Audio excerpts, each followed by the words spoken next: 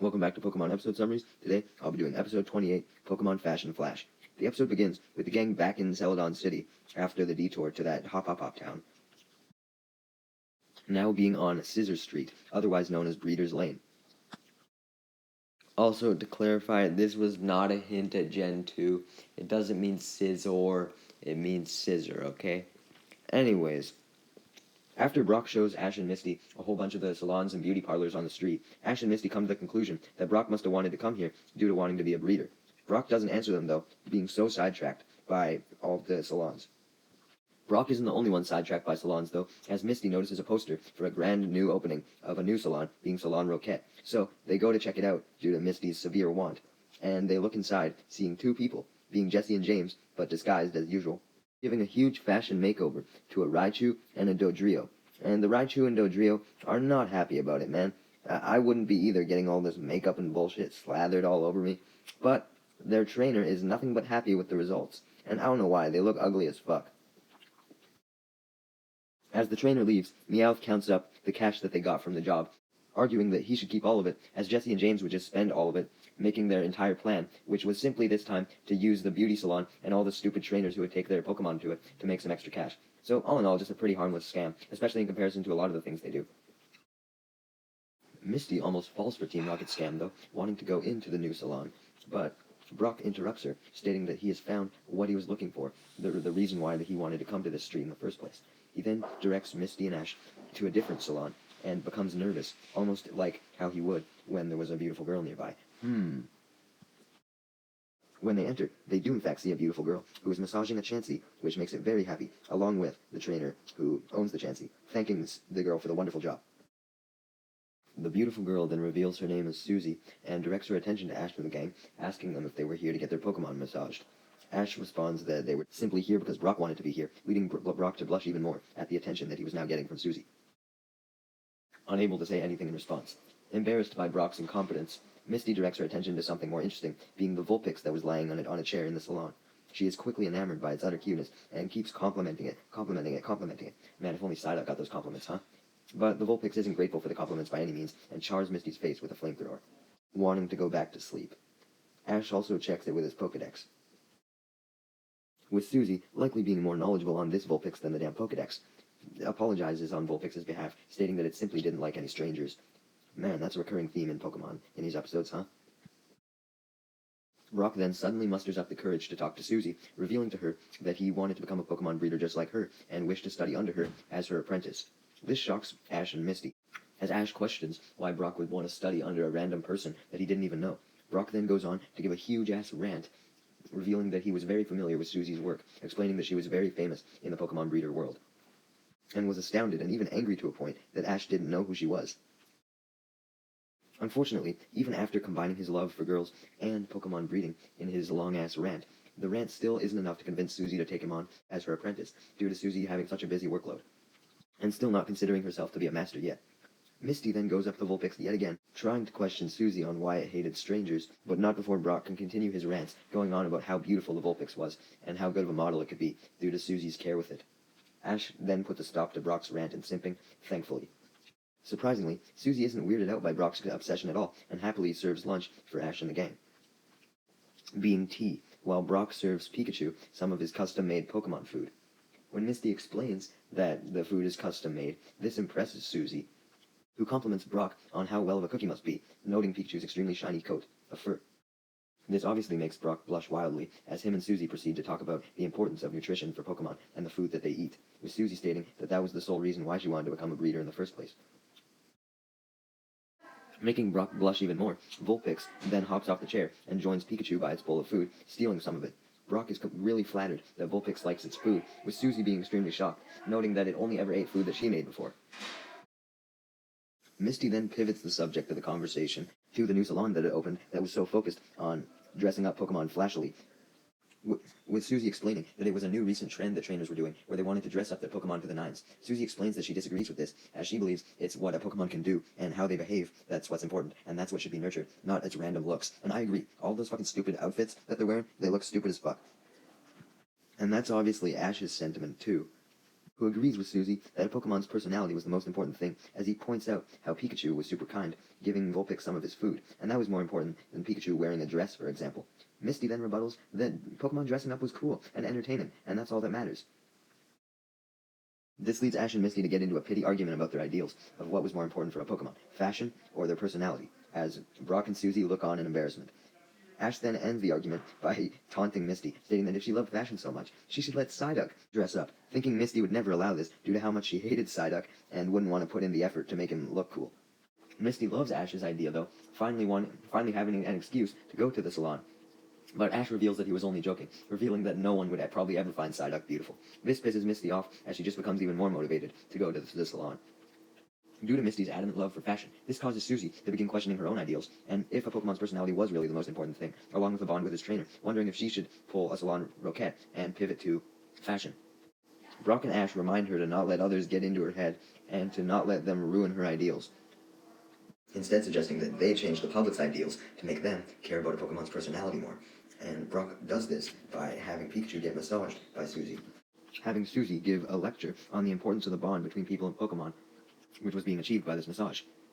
Susie's lecture eventually draws in a whole bunch of customers, and it draws a lot of them away from the new salon, leaving Misty the only customer left standing in line, along with the woman with the Chansey from earlier, who tells Misty about how the crowd was gathering at Susie's salon. Back at Susie's salon, Ash has Susie rub Pikachu's cheeks as an example to show that caring for Pokemon and treating them well was how you were going to bring out the best of their abilities, not having them wear some stupid clothes or some stupid makeup. This makes all the trainers immediately regret all the money that they spent on fashion, realizing the truth, that Pokemon didn't need fashion to become stronger. Meanwhile, back at Team Rocket's salon, they were finishing up work on a Squirtle, giving it a wig and eyelashes. They then ask Meowth to send in the next customer so they can make even more money, with Meowth shockingly realizing that the only other customer left at the door was Misty, and that all the other customers had disappeared. Team Rocket doesn't seem to care about this, though, purely excited at the fact that they now had an opportunity to do a makeover on a human instead. Misty claims that she only came here because she wanted to give a makeover to her Psyduck, but Team Rocket ignore her as they dress her up and apply makeup, disregarding Psyduck. Despite Misty's initial complaints, she actually grows to really like the makeover, wanting Jessie and James to add more. Jessie and James initially agree to happily continue, leading Meowth to complain that they should instead be questioning Misty on where Ash was so they could go and find his location and steal Pikachu. He foolishly says this right in front of Misty, fucking dumbass, leading Misty to realize the true identities of Jessie and James, who were now beating Meowth up, claiming that that was their plan to steal Pikachu. They were just trying to butter Misty up so that she would more willingly tell them. Meowth angrily communicates that they should have told him that, and angrily scratches Jessie and James, breaking their disguises fully, revealing their Team Rocket outfits. It's not like that matters, though, as Misty already knew their identity, and wasn't planning on telling them anything, especially not now. James then threatens that they'll paint her to look like Frankenstein if she doesn't tell them, leading Misty to be reminded of Psyduck. Man, poor Psyduck, man, he's not that ugly. Misty then realizes that Psyduck is no longer in the salon, having run off to go warn Ash and the others of Misty's current situation. Meanwhile, Psyduck arrives back at the salon and instantly goes up to Pikachu, telling him of Misty's capture. Pikachu then communicates to Ash this, and they all rush off to Team Rocket's salon, where they find Misty as they bust in. They spot her tied up, but instead of being frightened, they instantly laugh, as they notice Misty's current makeover, making fun of it, which pisses Team Rocket off, as well as Misty, who still liked the makeover despite it being done by Team Rocket. Team Rocket then tried to defend Misty's ridiculous makeover, stating that they were simply doing beauty research. So, what, were they looking for, like, the ugliest possible combination of makeup that you could apply, or what? Susie then rebuttals that beauty wasn't something that could be physically researched, stating that it was the beauty inside that mattered, not the physical one outside, having her initial beliefs fully reaffirmed after giving the lecture. Meowth then scratches Team Rocket yet again, reminding them that Susie was technically right, that fashion and beauty were stupid, reminding them of the whole reason why they set up this salon, being to take advantage of the stupid customers who cared about fashion and steal their Pokemon and money. Just hearing about the plan was enough to put Team Rocket back in their usual evil mood, as they suggested trading Misty in exchange for Pikachu. Brock and Ash obviously declined this trade, and challenged Team Rocket to a battle. Jessie and James accept, but not before blowing up a bomb that destroys their salon and raises up a huge platform with Misty at the top of multiple stairs so that Brock and Ash can't get to her. Jessie and James take the chaos of the explosion and use the extra time to put on some costumes of their own, even though they thought fashion was stupid. They did want to match their Coughing and Ekans, who still had on their outfits from the poster that was advertising the salon earlier. Team Rocket sends out Ekans and Coughing, as Ash and Brock send out Pikachu and Geodude, but then Brock has Geodude use Seismic Toss on Ekans. Ekans is successfully swung into the air, but Ekans uses the momentum from the Seismic Toss attack to spin itself into a ball-like creature, and uses the momentum to strike Pikachu. Pikachu then attacks with Thundershock, but it's deflected by Coughing and Ekans' rubber outfits. Coughing then uses Sludge as ordered by James, which shocks Brock and Ash, as Team Rocket is actually winning for once, as Geodude and Pikachu get blinded by the Sludge, unable to make any further moves.